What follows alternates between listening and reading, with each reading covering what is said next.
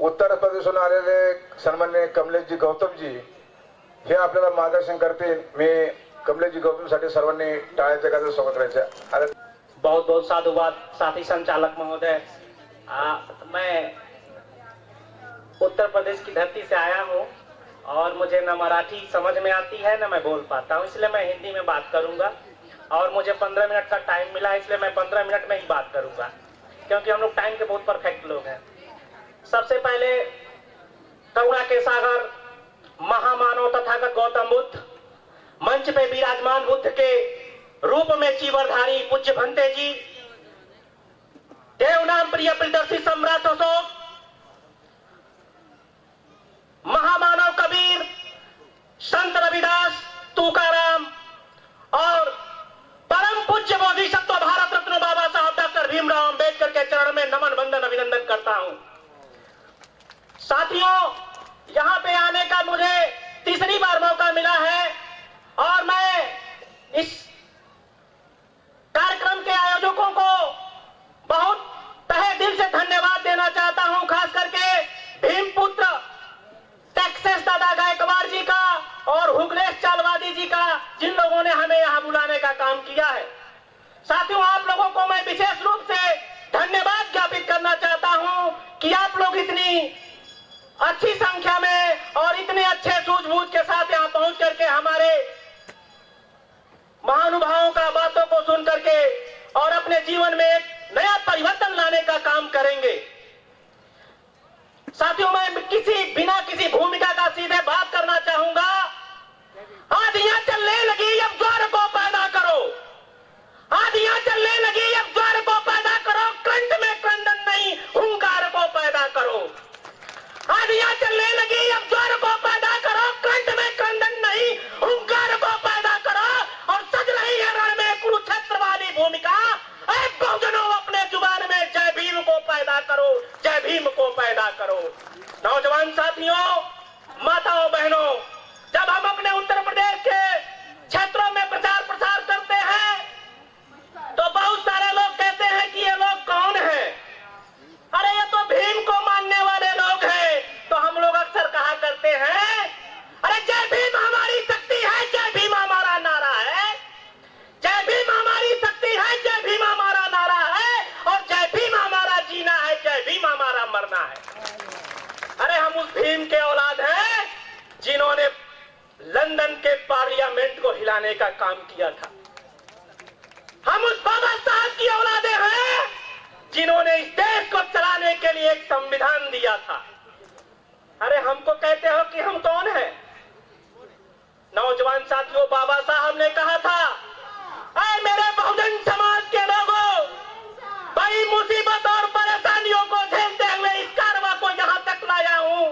अगर मेरे कारवां को आगे नहीं ले जा सकना तो पीछे मत हटने देना। और उस कारवां को हमारे भीमपुत्र टेक्सास गायकवाड़ चालवादी और आप जैसे लोगों ने बाबा साहब के कारवां को पीछे नहीं हटने दिया और जहां तक आगे ही ले जाने का काम कर रहे हैं। बाबा साहब के 4 बेटे मारे गए और हम लोग अपने एक बेटे के लिए इतने अच्छे कार्यक्रमों को छोड़ देते हैं कि अरे हो रहा होगा किसी का कार्यक्रम।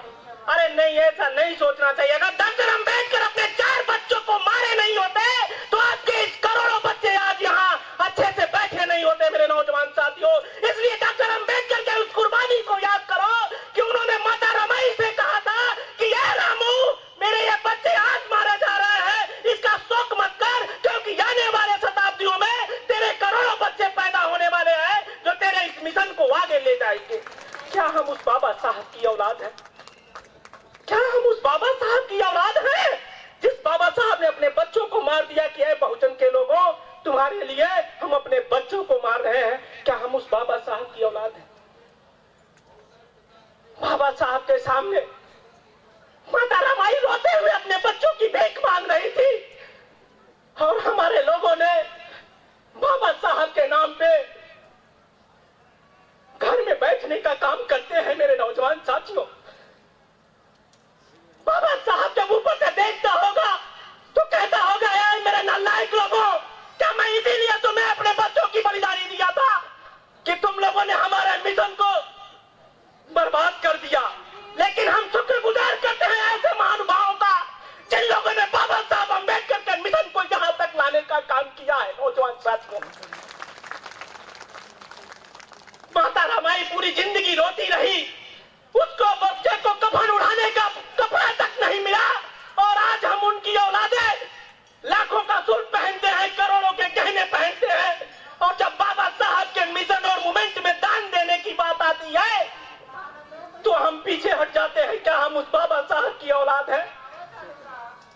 पूछना चाहता हूं आप लोगों से, अगर बाबा साहब चाहता तो London, France, Germany, Dubai, Italy में अपना घर बना लेता और इंडिया को छोड़ देता, लेकिन नहीं, बाबा साहब ने कहा था I am a first Indian, then I am a last Indian. मैं पहला भारतीय हूं और अंततः भारतीय हूं। और वो भारत में रहना कबूल किया, भारत में मरना कबूल किया, लेकिन भारत को छोड़ के नहीं गए। लेकिन हमारे कुछ लोग जो बाबा साहब के नाम से चंदा वसूल लेते हैं, वो London, France, Germany, Dubai, Italy में घर बना के इंडिया को छोड़ देते हैं और मिशन मूवमेंट को भूल जाते हैं। क्या हम बाबा साहब की औलाद हो सकते हैं? मेरे नौजवान साथियों, हम आपसे पूछने आए हैं, हम आपको बताने भी आए हैं, ये पूना की धरती जिस पे बाबा साहब अम्बेडकर ने पूना पैक किया था, नर्मदा जेल में गया था देखने, आप लोग तो धन्य हो कि इस धरती पे जन्म लिए हो। अभी हमारे डॉक्टर साहब कह रहे थे कि ये ज्वाला भूमि है, वाकई में ये ज्वाला भूमि है जहाँ पे बाबा साहब के हाथों का रखा हुआ तथागत गौतम बुद्ध की प्रतिमा है। अरे आप लोग धन्य हो मेरे भाइयों, बाबा साहब हमारे वहां पैदा नहीं हुआ। आप लोगों तो गर्व से कहना चाहिए कि यस आई एम अम्बेडकर। आप लोग खुद अम्बेडकर हो यार, आप लोग अम्बेडकर खुद हो, क्योंकि आपने बाबा साहब जैसे महारत्न को जन्म दिया है, आपने छत्रपति शिवाजी महाराज जैसे लोगों को जन्म दिया है, आपने फूले जैसे महाराज को जन्म दिया है। आप लोग धन्य हो। हम लोग इस धरती को चूमते हैं जब यहाँ महाराष्ट्र में आते हैं तो, और आप लोगों से ही हम लोग सीख लेकर के अपने प्रदेशों में 4-4 बार सरकार बना करके तख्ता पलट करने का काम करते हैं। मेरे नौजवान साथियों, बाबा साहब कोई छोटी बात नहीं है, कोई छोटा मूवमेंट नहीं है। अभी हमारे प्रोफेसर साहब ने कहा कि बाबा साहब 140 देशों में पूजे जाते हैं, और हमारे कुछ लोग ये कह के हटा देते हैं कि अरे बाबा साहब तो दलितों के नेता थे। क्या आप मानते हैं कि बाबा साहब दलितों के नेता थे? कितने लोग मानते हैं कि बाबा साहब दलितों के नेता थे? अगर बाबा साहब दलितों के नेता थे तो जिन महिलाओं को रिजर्वेशन दिया, क्या वो महिलाएं दलित हैं? जो अपर कास्ट की महिलाएं हैं, क्या वो दलित हैं? नहीं, बाबा साहब कभी दलितों की परवरिश नहीं किए थे। बाबा साहब ने समता मूलक समाज की स्थापना के लिए हमेशा लड़ाई लड़ा और सबके समानता की बात किया। वो कभी दलित, पिछड़ा, ओबीसी, माइनॉरिटी और सवर्णों की बात नहीं किए। उन्होंने सभी समाज के लिए बात किया। जो तथागत गौतम बुद्ध ने किया था, उसी को बाबा साहब डॉक्टर भीमराव अम्बेडकर ने आगे बढ़ाने का काम किया। नौजवान साथी, मेरे नौजवान साथियों, हमारी माताएं बैठी हैं, इनको मैटरनिटी लीव दिलाने का काम बाबा साहब अम्बेडकर ने किया। हमारे लेबर भाई काम कर रहे हैं, इनको 12 घंटे से हटा करके 8 घंटे काम करने का अधिकार बाबा साहब अम्बेडकर ने दिया। क्या ये लेबर केवल एक बिरादरी से आते हैं? तो हम कैसे कहें कि बाबा साहब सिर्फ दलितों के मसीहा हैं? अरे बाबा साहब तो पूरे विश्व का मसीहा है, जिसने पूरे विश्व को एक नया आयाम दिया और पूरे विश्व को तथागत गौतम बुद्ध जैसा महामानव दे करके कहा कि मैं गलती से पैदा तो हिंदू धर्म में हो गया था, लेकिन मैं हिंदू धर्म में मरूंगा नहीं। ये बाबा साहब ने कहा था, और आपके इस दीक्षा भूमि में बाबा साहब ने अपने सपनों को साकार किया। बाबा साहब जो कहते थे वही करते थे, और आज हमारे लोग कहते कुछ और हैं और करते कुछ और हैं।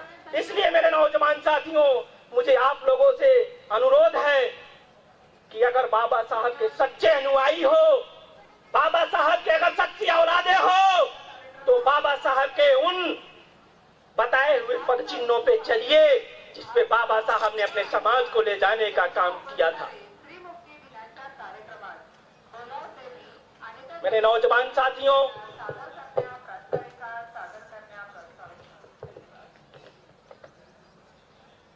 अगर दुनिया में कोई ताकत है और वो ताकत डरती है तो सिर्फ बाबा साहब की औलादों से डरती है कि अरे भाई, अगर बाबा साहब के औलादों से हम टकरा गए तो ये हमें फूकेगा ही नहीं बल्कि जला के उड़ा देगा। उस बाबा साहब की औलादे हो आप लोग। मैं आपसे बताना चाहता हूं कि जब कभी आपसे कोई टकराने का काम करे तो उनसे कह देना, अरे उनसे कह दो कि रंजो गम पैदा ना करे और चमन से चले तो फूलों को रौदा ना करे, और कह दो अदालत के गुजरे उन गवाहों से, झूठ तो बोले मगर लूट का सौदा ना करे, झूठ तो बोले मगर लूट का सौदा ना करे। ये सौदेबाज जो लूट का सौदा करते हैं वो जानते नहीं कि हम अंबेडकर फूले की औलाद हैं। मेरे नौजवान साथियों, महामानव फूले का भी जन्म यहीं पे हुआ और उन्होंने समाज के लिए अपने परिवार को छोड़ दिया और अंततः मरते दम तक समाज के लिए उन्होंने काम किया।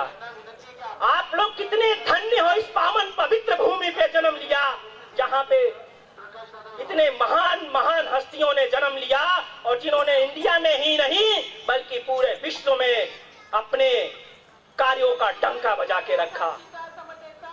हमें फक्र होता है जब कभी हम लोग उधर से आते हैं तो सोचते हैं कहाँ हमारे महापुरुषों ने जन्म लिया, कहाँ पे उन्होंने स्पीच दिया, कहाँ पे पहली बार गए। हम लोग उसको देखते हैं और एब्जॉर्ब करके उसको कैच करके लाके अपने लोगों को दिखाते हैं कि देखो देखो ये बाबा साहब की धरती है, देखो बाबा साहब यहाँ बैठे थे, देखो बाबा साहब ने यहाँ पे प्रतिमा रखी थी। और वहाँ के लोग सीखते हैं। अगर हम अच्छे कार्यकर्ता हैं तो हम समाज को अच्छी दिशा के तरफ ले जाने का काम करेंगे, ना कि दिशा विहीन करने का काम करेंगे। मेरे नौजवान साथियों, बहुत सारे लोग कहते हैं कि पूना पैक्ट हुआ और बाबा साहब ने गलती से पूना पैक्ट किया। मैं थोड़ा सा बता देना चाहता हूं कि बाबा साहब के सामने बहुत मजबूरियां थी। जब बाबा साहब ने आपको दोहरे मत का अधिकार दिया तो लोगों को लगा कि ये तो बहुत आगे निकल जाएंगे, तो सबसे पहले गरीबों की बस्तियों को जलाई गई, बनारस में तांडव किया गया, बिहार में तांडव किया गया, हमारी बहन बेटियों के साथ बहुत गंदा गंदा काम किया गया। जब वहां से तार बाबा साहब को पहुंचा कि बाबा साहब ऐसे ऐसे हो रहा है, तो बाबा साहब बैठ के सोचने लगे कि जिस अधिकार को मैं लंदन से लड़के जिसके लिए लाया हूं, जब वही आदमी सेफ नहीं रहेगा, जब वही नहीं बचेगा तो मैं अधिकार किसको दूंगा। ये बाबा साहब की थिंकिंग थी। जिसके लिए मैं अधिकार लड़के लेके आया हूं, जब वही नहीं बचेगा तो मैं अधिकार दूंगा किसको। फिर बाबा साहब रोते हुए पूना पैक्ट पे साइन करते हैं। वो बाबा साहब जो बाबा साहब एक तरफ कहते हैं कि तुम इस कमरे में बांध के मुझे गोलियों से छल्ली कर दो, लेकिन मैं अपने अधिकार को छोड़ूंगा नहीं। आखिर वह बाबा साहब फिर पूना पैक्ट पे सिग्नेचर करते हैं। क्यों? क्योंकि जिसके लिए वो अधिकार लेकर के आए थे, जब वही नहीं रहेगा तो फिर पूना पैक्ट का अधिकार देंगे किसको। ये बाबा साहब की दूरदर्शिता थी। बाबा साहब ने कहा था जब कभी मेरे अधिकार और समाज के अधिकार में टकराव होगा तो मैं अपने अधिकार को नकारते हुए समाज के अधिकार को तरजीह दूंगा और समाज को आगे बढ़ाऊंगा। ये बाबा साहब के शब्द थे मेरे नौजवान साथियों।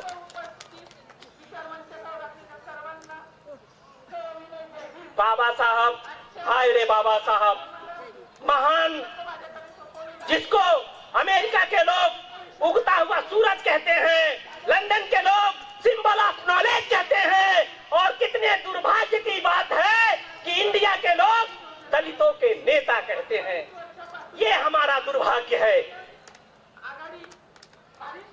अमेरिका के लोग सिंबल ऑफ नॉलेज कहते हैं, लंदन के लोग उगता हुआ सूरज कहते हैं, और जहाँ पे जन्म होता है, जहाँ पे उनके उपदेश चलते हैं, वहाँ के लोग उनको दलितों का नेता कहते हैं। तो कहीं तो हमारी कमजोरियां हैं, कहीं तो हम कमजोर हैं। इसलिए मेरे नौजवान साथियों, मेरी माताओं बहनों से मेरा हाथ जोड़ के करबद्ध निवेदन है, क्योंकि ये हजारों पुरुष बैठे हैं, ठीक है, पुरुष बदलता है तो सिर्फ अपने आप को बदलता है, लेकिन जब हमारी माताएं और बहनें बदलेंगी तो पूरे परिवार को बदल देंगी। इसलिए माताओं और बहनों को बदलना जरूरी है। बाबा साहब ने महिलाओं पे बहुत कार्यक्रम किए, महिलाओं के लिए बहुत सारे सुविधाएं दिया कि अंत में चल करके हमारी महिलाएं हमारे मिशन को आगे ले जाएंगी। इसलिए नौजवान साथियों, मेरी माताओं से करबद्ध निवेदन है, हाथ जोड़ के निवेदन है कि आप लोग निकलिए। आप बहुजन शेरनी हो और बहुजन शेरनी जब दहाड़ती है तो गीदड़ों का पता नहीं चलता। इसलिए मेरी शेरनी माताओं, आप लोग करो काम को और बाबा साहब की अच्छी बेटी, अच्छी बहन होने का रिश्ता निभा दो, क्योंकि महिलाओं की बात घर के अंदर तक जाती है और पुरुषों की बात सिर्फ दरवाजे तक जाती है। इसलिए माताओं बहनों को भी निकलना जरूरी है। साथियों, मैं इन्हीं सब चीजों के साथ मैं पुनः बता देना चाहता हूं कि आप लोग इस पवित्र पावन भूमि पे जन्म लिए हो। इस पवित्र पावन भूमि के साथ साथ मैं आप लोगों को पुनः नमन करता हूं, खासकर टेक्सास गायकवाड़ दादा को और चालवादी सर को और आप सभी लोगों को मैं नमन करता हूं कि इस पवित्र भूमि पे जन्म लिया। बहुत बहुत साधुवाद। जय भीम, जय भारत, जय संविधान। धन्यवाद कमलेशजी, अगदी जोशमध्ये त्यांनी आपल्याला वास्तविक मार्गदर्शन केलंय. आणि यानंतर राज्यसभेचे सन्माननीय खासदार अमरसाहेब साबळे यांना विनंती करतो की त्यांनी आम्हाला मार्गदर्शन करावं. तथागत भगवान गौतम बुद्ध, विश्वरत्न, भारतरत्न, बोधिसत्व, परमपूज्य डॉक्टर बाबासाहेब आंबेडकरांना नम्र अभिवादन. या ऐतिहासिक धम्मभूमीच्या बौद्ध मंचावरील या बौद्ध मंचाचे अध्यक्ष फुलगेजी चलवादी, माझे थोरले बंधू आणि न बहाला न बरची न घाव पाहिजे, न बहाला न बरची न घाव पाहिजे, पण तुझ्या रक्तामध्ये भीमराव पाहिजे. असा भीमराव ज्यांनी जिवंत ठेवला ते माझे थोरले बंधू टेक्सास दादा गायकवाड, बौद्ध मंचावरील सर्व सन्माननीय उपस्थित बंधू आणि भगिनींनो, ही ऐतिहासिक धम्मभूमी उभा करत असताना टेक्सास दादा गायकवाड यांनी परमपूज्य डॉक्टर बाबासाहेब आंबेडकरांची पवित्र भूमी पवित्र करण्यासाठी त्यांनी घेतलेल्या कष्टाचा आणि संघर्षाचा मी साक्षीदार आहे. ही ऐतिहासिक धम्मभूमी ही खऱ्या अर्थाने संपूर्ण जगाला भगवान गौतम बुद्धांची ओळख आणि भगवान गौतम बुद्धांचा विचार दीक्षाभूमीपूर्वी परमपूज्य डॉक्टर बाबासाहेब आंबेडकरांनी या जनतेला दिलेला आहे.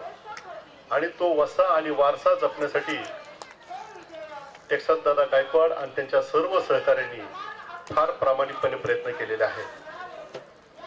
भगवान गौतम बुद्धांचा बुद्ध धम्म संघ प्रज्ञाशील करुणा मैत्री आणि निब्बाण हा जो वारसा आहे, याच वारशातून खऱ्या अर्थाने शोषित, पीडित, वंचित, उपेक्षित असणाऱ्या दलित समाजाचा उद्धार होऊ शकतो असं परमपूज्य डॉक्टर बाबासाहेब आंबेडकरांना वाटलं. आणि म्हणून बाबासाहेबांनी भगवान गौतम बुद्धांच्या मूर्तीची या ठिकाणी प्रतिष्ठापना केली. परमपूज्य डॉक्टर बाबासाहेब आंबेडकरांनी जगातील सर्वोच्च डिग्र्या संपादन केल्या. बाबासाहेब विद्वान होते. परमपूज्य डॉक्टर बाबासाहेब आंबेडकरांनी स्वातंत्र्यपूर्व काळामध्ये अनेक मंत्रिपद भूषवली आणि त्याच्यामध्ये अनेक योजना या देशासाठी जाहीर केल्या. बाबासाहेब थोर राजनीतिज्ञ होते. डॉक्टर बाबासाहेब आंबेडकरांनी या देशासाठी संविधान लिहिलं. ते राज्यघटनेचे शिल्पकार आहेत, ते महान आहेत. परंतु त्याही पेक्षा महान बाबासाहेब तेव्हाच म्हटले जातात जेव्हा भगवान गौतम बुद्धाचा धम्म त्यांनी आपल्या जनतेच्या हातात केला. असा भगवान गौतम बुद्धाच्या धम्माच्या माध्यमातून आत्मदीप भव, तूच आहे तुझ्या जीवनाचा शिल्पकार, बाबासाहेब आंबेडकरांनी हा भगवान गौतम बुद्धाचा संदेश आपल्यापर्यंत पोहोचवलेला आहे. आणि म्हणून प्रत्येक भीमसैनिक हा उद्याचा क्रांतिकारक आणि नव समाज निर्माण करणारा असला पाहिजे असं बाबासाहेबांना अभिप्रेत आहे. आज महाराष्ट्रामध्ये आरक्षणाचा आंदोलनाचं मोठं वातावरण आहे. संपूर्ण मराठा समाज आरक्षणासाठी रस्त्यावर आहे. संपूर्ण ओबीसी समाज आरक्षणासाठी रस्त्यावर आहे. या आरक्षणासाठी अनेकांनी बलिदान दिलेलं आहे, अनेकांनी रक्त सांडलेलं आहे. परंतु लाखो नाही तर करोडो लोक रस्त्यावर येऊन सुद्धा आरक्षणाचा संघर्ष त्यांचा संपत नाही. असं सुरक्षित आरक्षण परमपूज्य डॉक्टर बाबासाहेब आंबेडकरांनी तुम्हाला कुणालाही रस्त्यावर न उतरवता त्यांनी आपल्याला मिळवून दिलं. हे बाबासाहेब आंबेडकरांचं महान कार्य आपण विसरता कामा नये. जे मान सन्मान प्रतिष्ठा जी आपल्याला आहे ती फक्त परमपूज्य डॉक्टर बाबासाहेब आंबेडकरांमुळे आहे. ते महात्मा गांधींच्या संदर्भामध्ये एक गीत आहे, त्या गीतामध्ये थोडा बदल करता येईल आपल्याला. दे दी तूने आजादी न खड़ग न तलवार और महू के संत तूने कर दिया कमाल. बाबासाहेबांनी आपल्याला कुठली तलवार भाला हातात न देता आणि रस्त्यावर न उतरवता आपल्याला ही आझादी दिलेली आहे, आपल्याला आरक्षण दिलेलं आहे. त्याचं आपण संवर्धन केलं पाहिजे आणि पुढील पिढ्याला हा बाबासाहेब आंबेडकरांचा संदेश आणि भगवान गौतम बुद्धाचा संदेश शुद्ध रूपामध्ये देण्यासाठी आपण सर्वांनी सिद्ध राहिले पाहिजे अशी माफक अपेक्षा व्यक्त करतो. या ऐतिहासिक धम्मभूमीच्या 69व्या स्थापना दिनाला मी शुभेच्छा व्यक्त करतो. संयोजकांनी मला या ठिकाणी बोलण्याची संधी दिली त्याबद्दल आभार व्यक्त करतो.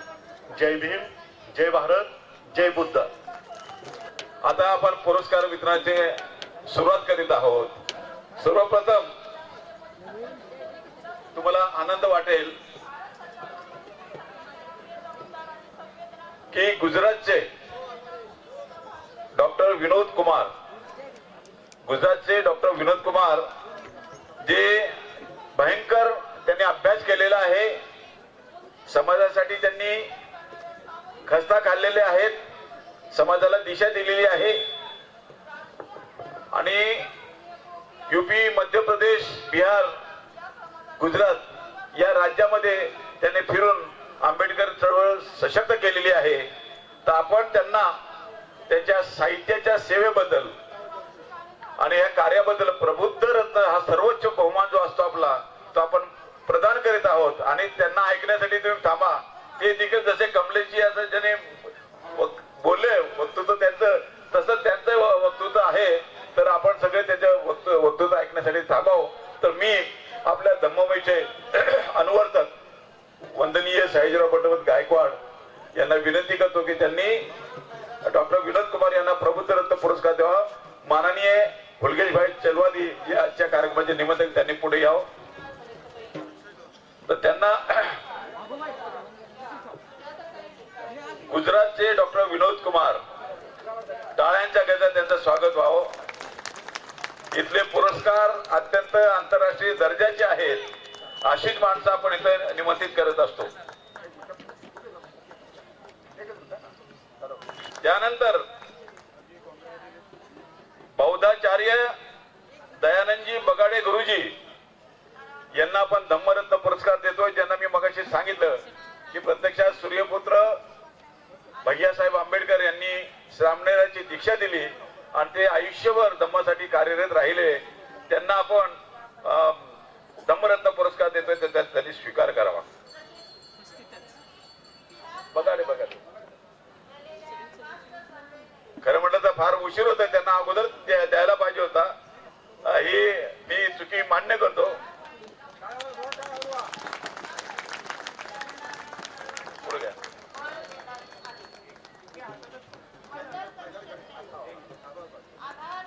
त्यानंतर बौद्धाचार्य श्यामलाताई जेठीथोर यांना आपण धम्मरत्न पुरस्कार देत आहोत. त्यांनी सुद्धा आयुष्यभर धम्मासाठी समर्पित केलेले आयुष्य आपण यावं, पुरस्कार स्वीकारावा. रमेश राक्षे आलेले आहेत का? रमेश राक्षे कशाला राहते?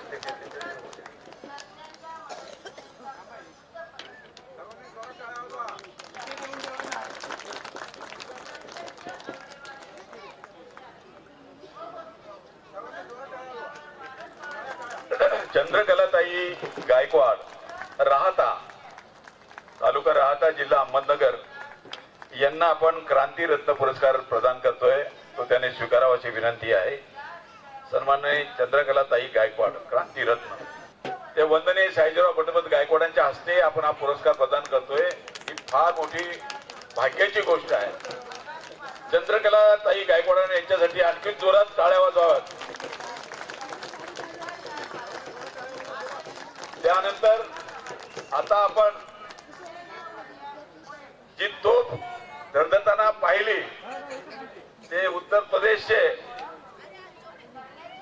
कार्यकर्ते, लेखक, अभिनेते असे सन्माननीय कमलेशजी गौतम यांना भीमरत्न पुरस्कार प्रदान करण्यात येत आहे. कमलेशजी गौतम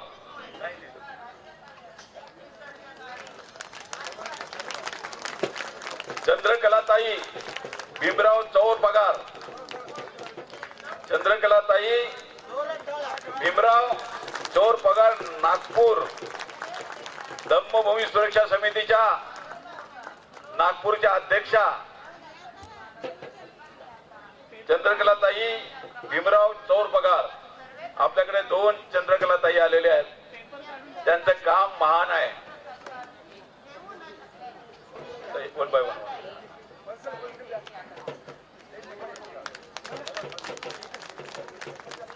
ॲडव्होकेट रमेश गायकवाड आलेले आहेत का?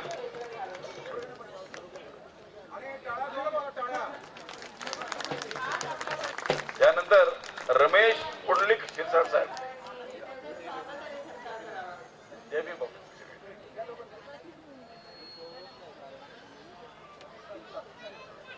यानंतर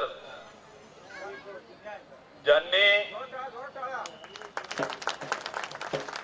नामांतरवीर शहीद पुजराम कांबळेच्या स्मारकासाठी अतुलनीय योगदान दिलेलं आहे, जे मराठवाड्यामध्ये मातंग बांधवांना बौद्ध धम्माच्या दिशेकडे नेण्यासाठी अतोनात प्रयत्न करीत आहेत, असे माननीय PL दाढेराव साहेब यांना आपण भीमरत्न पुरस्कार प्रदान करतोय. तो त्यांनी स्वीकारावा ही विनंती. PL दाढेराव प्रोत्साहनात्मक मोठे टाळ्या असल्या पाहिजे झाल्या पाहिजेत.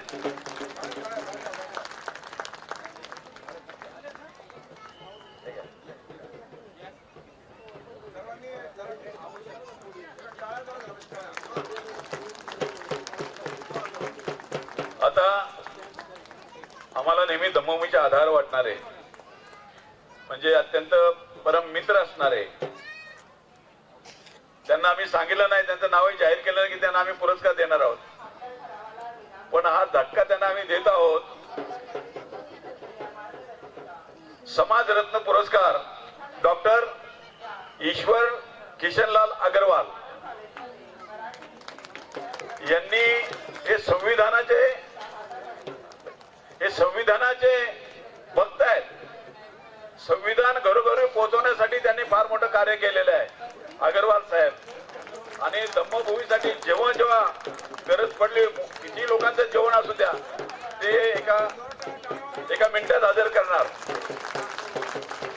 गोरगरीब मुलींना शिक्षणासाठी सदैव त्यांची मदत असते. धम्मभूमीचे ते आधार आहेत. त्यांना आपण समाजरत्न पुरस्काराने सन्मानित करत आहोत. मी आता आपणासमोर मनोगत व्यक्त करण्यासाठी आमच्या क्रांतिकारी ताई, क्रांतीरत्न चंद्रकलाताई गायकवाड यांना पाचारण करतो. त्यांनी आपल्या समोर आपले विचार मांडवा अशी विनंती करतो. आज मला इथं गायकवाड दादा आणि त्यांच्या सदस्यांनी जे मला सन्मानित केलेले क्रांतीरत्न पुरस्कार, मी थोडा उशीर झाले यायला आणि ते दादा संविधानाच्या विषयी बोलत होते. त्यांनी जे सांगितलं की महिलांनी पुरुषांपेक्षा महिला ही घरात जाऊ शकते. आपल्याला महिलांना मी खास करून सांगते का आपण घरात जाऊ शकतो. संविधानाचं आपल्याला संरक्षण करायचंय आणि आपण हे पुरुषांपेक्षा आपण चांगल्या पद्धतीनं काम करू शकतो. तर सर्व महिलांना माझं आव्हान आहे. आणि दादांनी सांगितलं का अजून लोकांना रस्त्यावर उतरावं लागलंय त्यांचा हक्क मागण्यासाठी. आपल्या बापाने जे आपल्याला सहज दिलं त्याची आपल्याला किंमत नाही. ती आपल्याला किंमत मोजावी लागू नये म्हणून आपण सक्षम आणि विचाराने सुदृढ व्हायचंय. आपल्याला घराघरात पोहोचवायचंय. आपल्याला संविधान वाचवायचंय. मी जर राहत्याला राहते, शिर्डी राहता, आणि मी अधून मधून मला असणार आहे काहीतरी आशीर्वाद. त्याच्याशिवाय आपण कुठं पण जाऊ शकत नाही. धम्मभूमीचा मला ऐतिहासिक धम्मभूमीचा आशीर्वाद असल्याशिवाय मी इथं येऊ शकत नाही. खास करून मला महिलांना, माझ्या महिला भगिनींना आव्हान आहे की आपल्याला घराघरात जाऊन आणि प्रचार प्रसार संविधानाच्या विषयी करायचा आहे. आपल्या बापाच्या विषयी करायचा आहे. आपल्या बापाचा आपल्याला अभिमान असावा. सहज मिळतं त्याचं आपल्याला किंमत नाहीये. पण जे आज झुंजताय तरी त्यांचं होतंय का न होतंय त्यांची त्यांनाच गॅरंटी नाही. तर आपल्याला जर सहज मिळालंय हे आपल्याला सांभाळायचंय आणि घराघरात जाऊन पोहोचवायचंय. दादांनी मला इथं जी बोलायची संधी दिली, मी खास करून संविधानाविषयावर बोलते आणि त्याचीच घरी घरी जाऊन माहिती देते. तर याचा सगळ्यांनी म्हणजे विचार करायची आपल्याला वेळ आलेली आहे. आपल्या बापाचं आहे हे आपण जपायचंय. आपली जबाबदारी आहे. महिलांची जबाबदारी खास करून आहे. चूल आणि मूल इथं आपल्याला बापाने ठेवलेलं नाहीये. आपल्याला पाहिजे ते सर्व अधिकार आपल्याला दिलेले ते आपल्याला सांभाळायचे. धन्यवाद दादा. धन्यवाद सर्वांना. जय भीम. आपण खरं ज्यांनी समाजामध्ये आपला ठसा उमटवलाय आणि खरं समाजाकरता त्यांनी सेवा काम केलं, त्यांचा सन्मान गेली 33 वर्ष या ऐतिहासिक धम्मभूमी व भीमपुत्र टेक्सादादा गायकवाड यांच्या नेतृत्वाखाली पार पाडत असताना आमच्या सर्व कार्यकर्त्यांना तसं पाहायला फार आनंद होतो. कारण अनेक मान्यवर, अनेक स्पीच आम्हाला ऐकायला मिळतं आणि त्याच्यामुळं येणारा जो धम्म बांधव आहे त्यांच्या ज्ञानात खऱ्या अर्थानं भर पडते. त्या ठिकाणी मी बोलण्यासाठी ज्यांच्या नेतृत्वाखाली मी खरं बहुजन समाज पार्टीच्या चळवळीत आलो, या महाराष्ट्रामध्ये ज्यांनी आपलं आयुष्य समर्पित करून म्हणजे त्यांनी स्वतःचा प्रपंच संसार सगळा त्याग केला आणि वास्तविक कुठला मान आणि सन्मानाच्या अपेक्षा न ठेवता बहुजन समाज पार्टीचं खऱ्या अर्थानं या महाराष्ट्रामध्ये एक चांगल्या प्रकारचं काम करतात. ते सन्माननीय किरणजी आल्हाड साहेब, माजी महासचिव बहुजन समाज पार्टी, याला विनंती करतो की त्यांनी आम्हाला संबोधित करावा आणि आल्हाड साहेबांसाठी सगळ्यात जोरात टाळ्या वाजल्या पाहिजे. जोरात.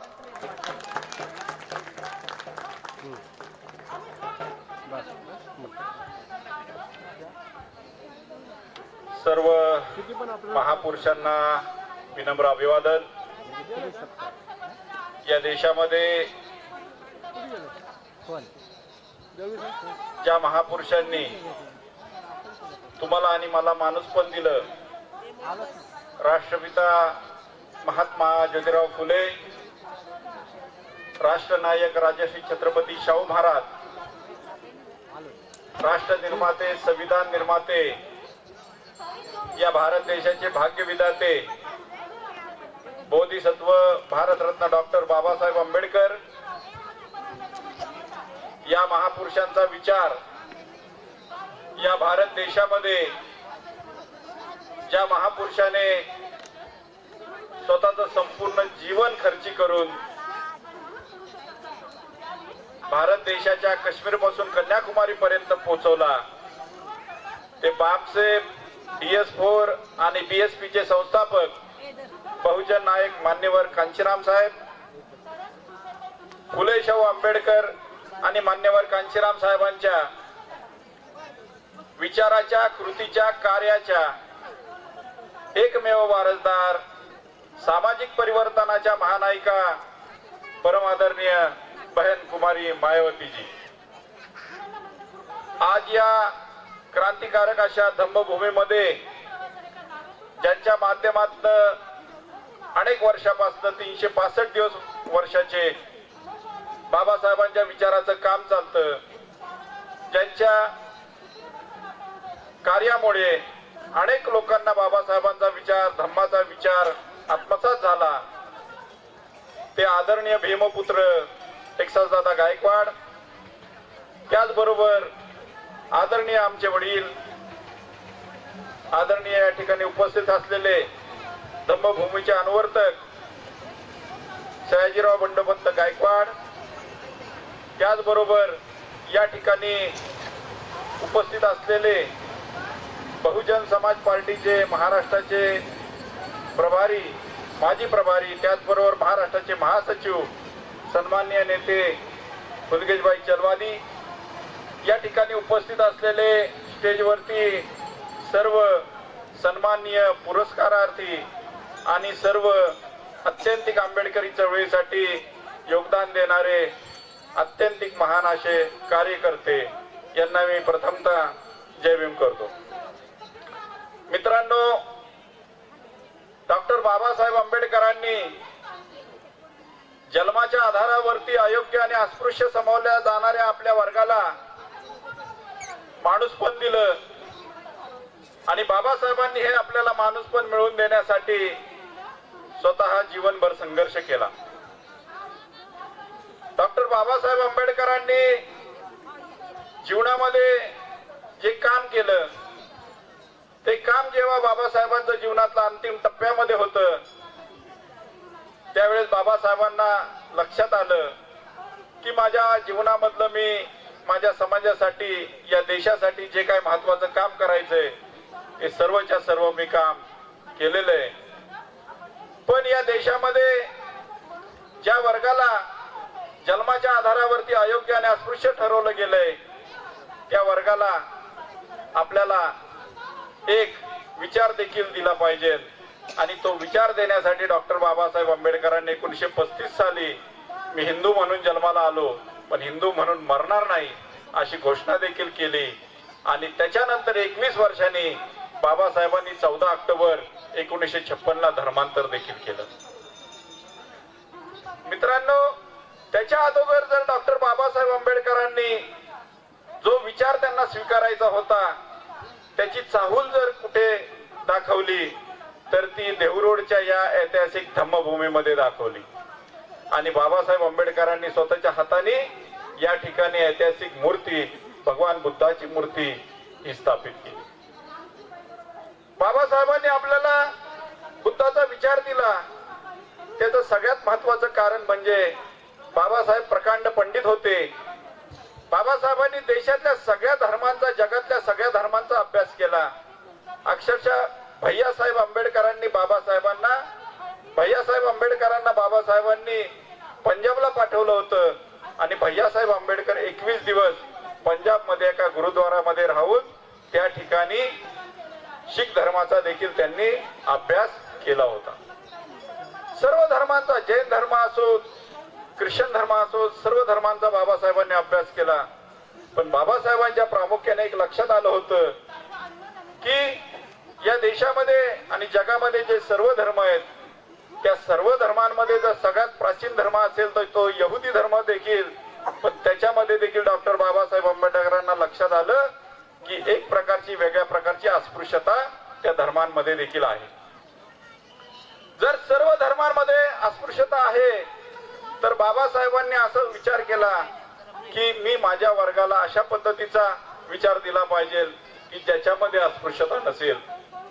आणि त्यामुळं डॉक्टर बाबासाहेब आंबेडकरांनी ज्या धर्मामध्ये त्रिकालिक किंवा तात्कालिक अशी दोन्ही प्रकारची अस्पृश्यता मानली जात नाही तो भगवान बुद्धाचा धम्म हा आपल्याला दिलेला आहे. मित्रांनो, बाबासाहेबांनी आपल्याला धर्म का दिला नाही? कारण जगाच्या पाठीवरती अनेक संप्रदाय आहेत आणि ते संप्रदाय धर्म म्हणून ओळखले जातात आणि ते संप्रदाय प्रत्येक व्यक्तीला त्याच्या कर्तव्याची जाणीव करून देत असतात. प्रत्येक माणसाला त्याच्या कर्तव्याची जाणीव करून देत असणारे अनेक धर्म भारत देशाच्याच नव्हे तर पृथ्वी तलावरती होते.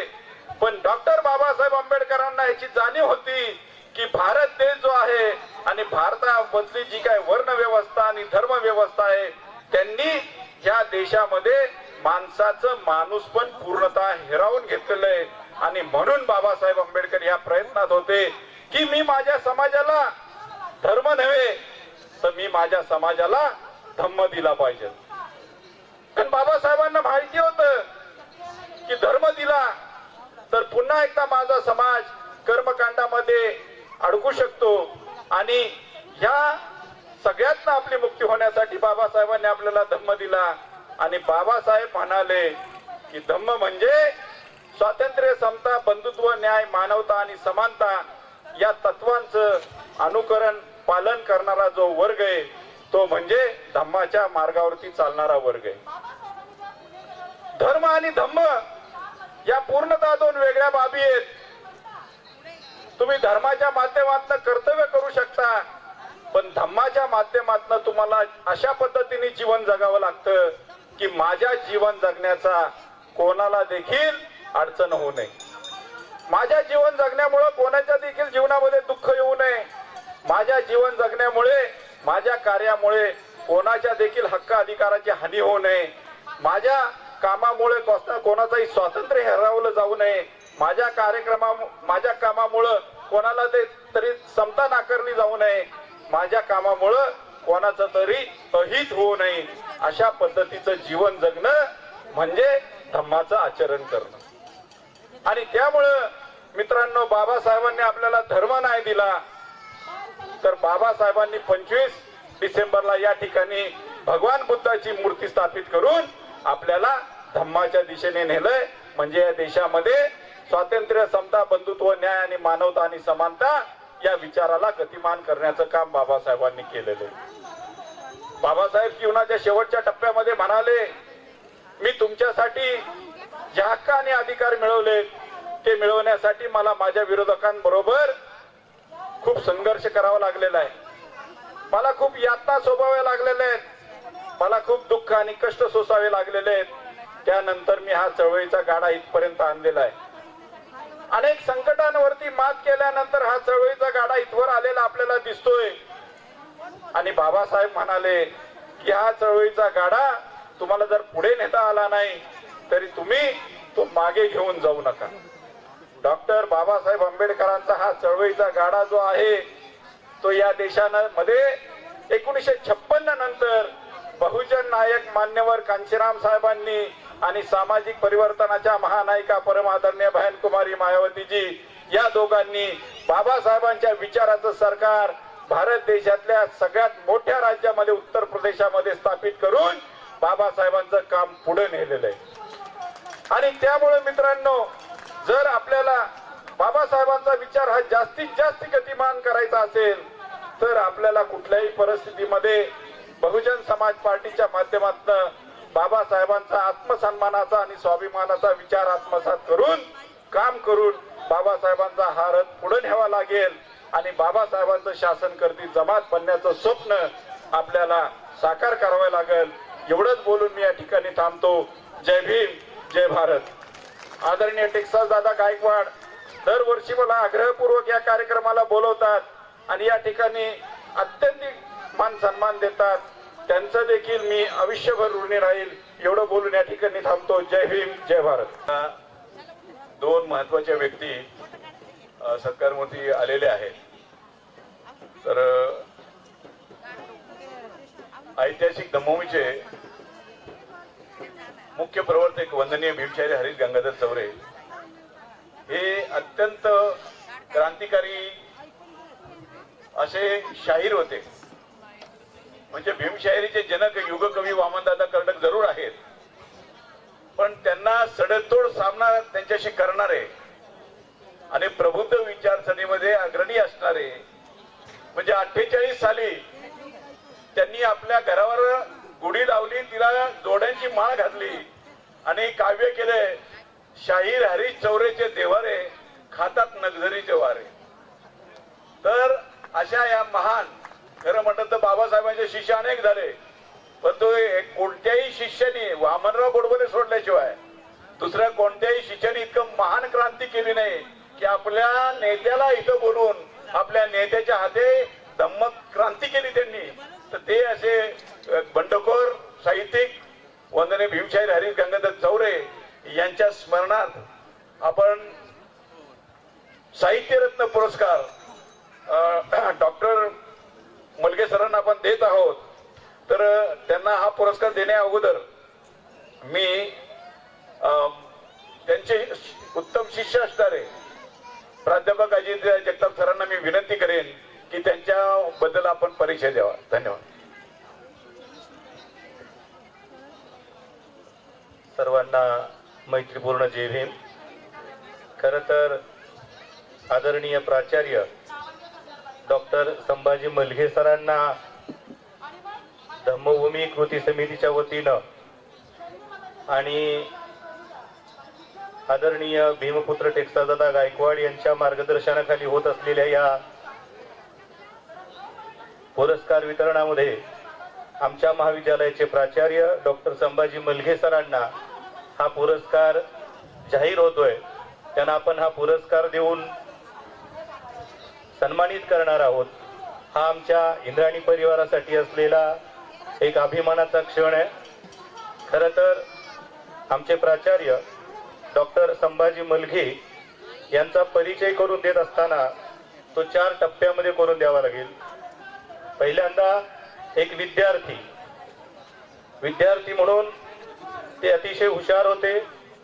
त्यांच्याच गावातल्या खेडमध्ये राजगुरुनगरला त्यांचं प्राथमिक शिक्षण, 10वी पर्यंत शिक्षण, 12वी आणि ग्रॅज्युएशन हे सगळं शिक्षण त्यांनी विद्यार्थी असताना पार केलं. खरं तर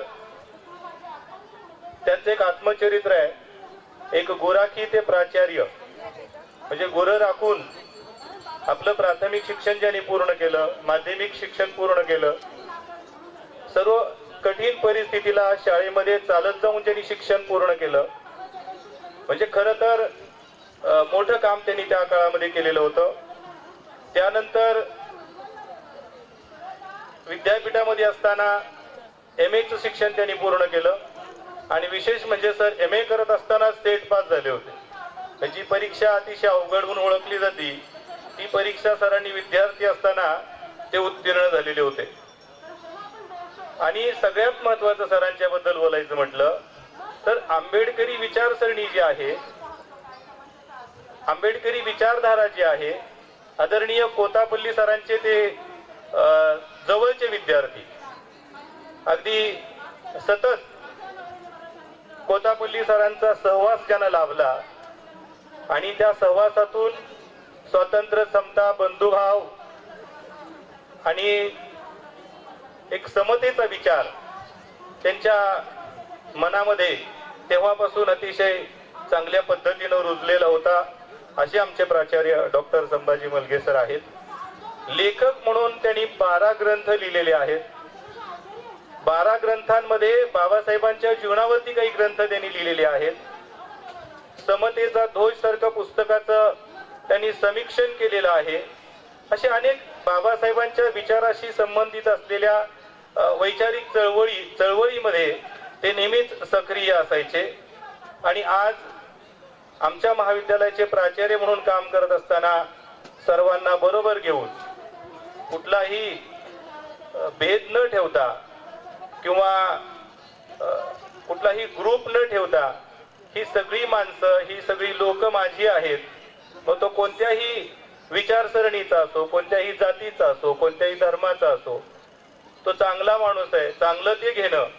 खरं तर सर नेहमी त्यांच्या भाषणामध्ये नामदेव ढसाळांची एक कविता म्हणत असतात आणि कवितेचा शेवटचा भाग खूप छान वाटतो. सर नेहमी म्हणतात म्हणून एकदा ती पूर्ण कविता वाचायची ठरवलं म्हणजे नामदेव ढसाळांच्या विद्रोहामध्ये सुद्धा ज्यांना शांती दिसते, समता दिसते, असे आमचे प्राचार्य. मला वाटतं ते त्यांच्या भाषणात कदाचित ते कविता सांगतील, मला तेवढी पुरेशी माहिती नाही.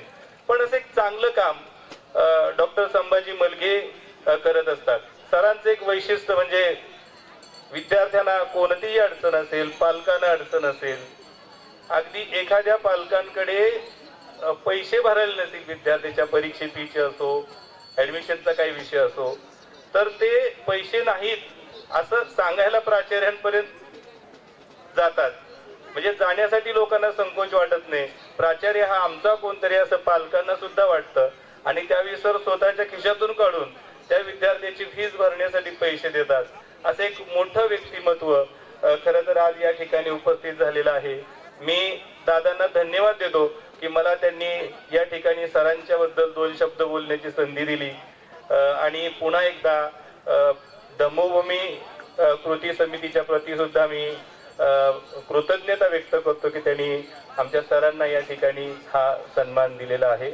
आमच्या इंद्राणी परिवारासाठी असलेला हा एक मोलाचा क्षण आहे. पुन्हा एकदा माझ्या विचारांना विराम देतो. महाकरुणी तथागत गौतम बुद्धांना वंदन करतो. जय भीम, जय भारत. आता मी विनंती करतो की ऍडव्होकेट रमेश कांबळे यांनी आपले विचार व्यक्त केले. त्यानंतर सर्वप्रथम बुद्ध फुले शाहू